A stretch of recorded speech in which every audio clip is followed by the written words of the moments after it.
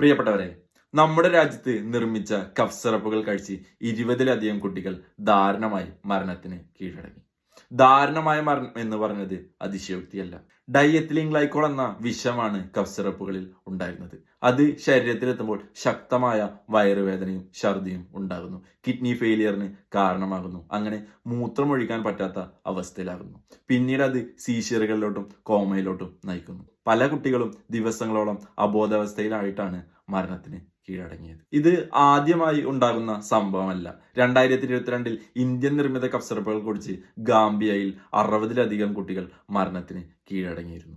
ഈ cough സിറപ്പുകളെല്ലാം government അംഗീകൃത സ്ഥാപനങ്ങളിൽ നിന്ന് തന്നെയാണ് നിർമ്മിക്കപ്പെട്ടത്. പക്ഷേ നമ്മുടെ പരിശോധനാ സംവിധാനങ്ങളുടെ വലിയ വീഴ്ചയാണ് ഇവിടെ കാണാൻ സാധിക്കുന്നത്. ആ വീഴ്ച പല കുട്ടികളുടെയും മരണത്തിലോട്ടും പല കുടുംബങ്ങളുടെയും തോരാ കണ്ണീരിനുമാണ് കാരണമായത്. ഇന്ത്യ ലോകത്തിന്റെ തന്നെ ഫാർമസിയാണ് എന്നുള്ളതിൽ അഭിമാനിക്കുന്നവരാണ് നമ്മൾ. പക്ഷേ ഇത്തരത്തിലുള്ള സംഭവങ്ങൾ വല്ലാതെ ആശങ്കപ്പെടുന്നതാണ്. അതും ആവർത്തിച്ചുള്ള പരിശോധനാ വീഴ്ചകൾ. ഇനിയെങ്കിലും ഉത്തരവാദിത്തപ്പെട്ടവർ കണ്ണു തുറന്ന് പ്രവർത്തിക്കട്ടെ.